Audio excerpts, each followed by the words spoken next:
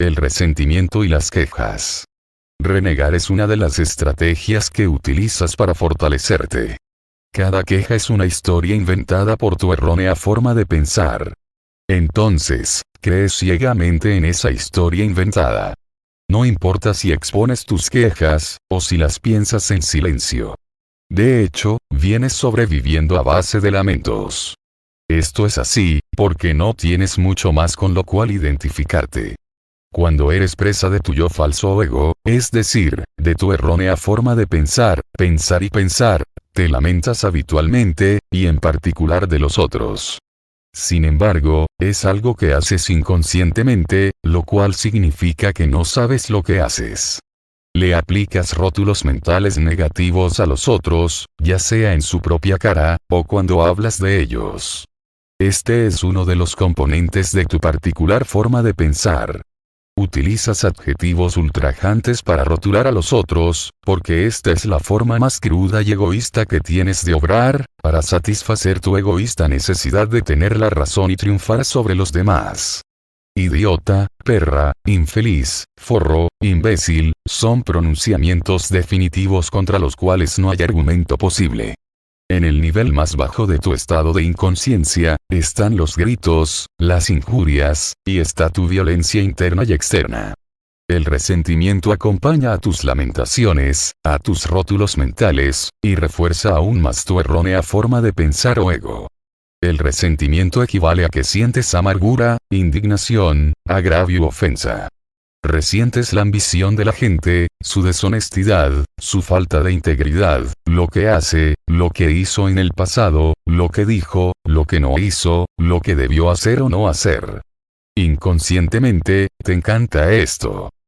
En lugar de pasar por alto la inconsciencia de los otros, la incorporas en tu identidad. ¿Quién lo hace? Tu forma de pensar inconsciente, que es tu yo falso, o ego. A veces, la falta que percibes en otra persona ni siquiera existe. Tienes una interpretación equivocada, una proyección de tu forma de pensar condicionada, para ver enemigos en los demás, y elevarte por encima de ellos. En otras ocasiones, la falta puede existir, pero la amplificas al fijarte en ella, a veces, hasta el punto de excluir todo lo demás. Y fortaleces en ti mismo aquello contra lo cual reaccionas frente a otra persona. No reaccionar al ego de otras personas es una de las formas más eficaces, no solo de trascender tu propio ego, sino también de aniquilar el ego familiar y social. Pero, solo puedes sostener tu estado de no reacción, si puedes reconocer que el comportamiento del otro viene del ego del otro, es decir, cuando el otro expresa su estado de disfunción e incoherencia mental. Cuando reconoces que el ego del otro, no es tu problema personal, sino del otro, entonces, pierdes tu compulsión por reaccionar como si así lo fuera. Al no reaccionar frente al ego de los demás, logras que surja tu cordura ante los demás, es decir, opones tu conciencia consciente e incondicionada, a la conciencia inconsciente y condicionada de los demás. En ocasiones, es saludable que tomes medidas prácticas para protegerte contra personas profundamente inconscientes. Y puedes hacerlo sin crear enemistad. Sin embargo, tu mayor protección es permanecer perceptivamente consciente. El otro se convierte en tu enemigo, cuando crees y haces que la inconsciencia del otro se convierta en tu problema personal. No reaccionar, no es una señal de debilidad, sino de fortaleza.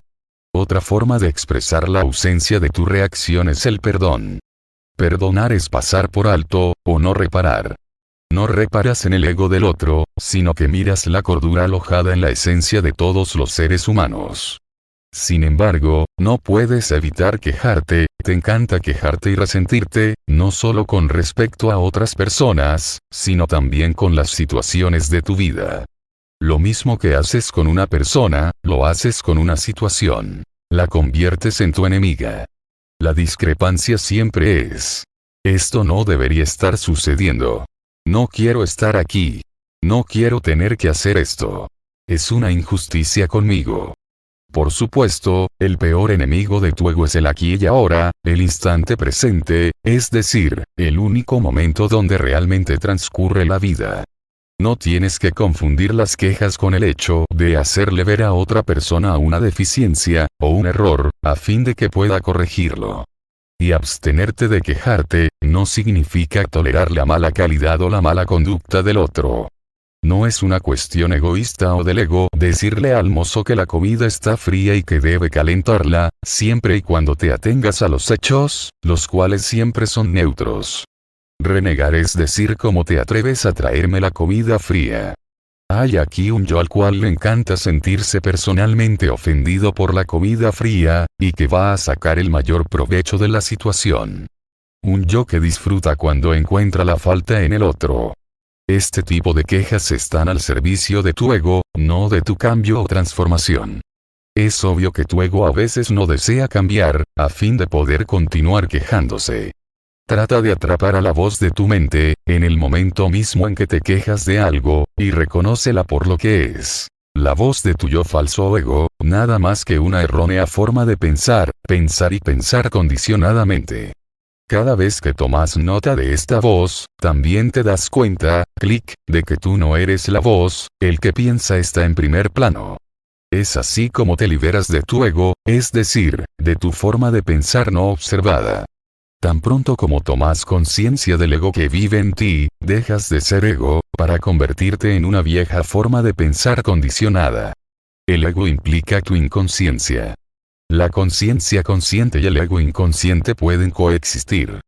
Tu vieja y errónea forma de pensar puede sobrevivir, y reaparecer durante un tiempo, porque trae el impulso de muchos años de inconsciencia familiar, social y cultural, pero, cada vez que lo reconoces, lo debilitas.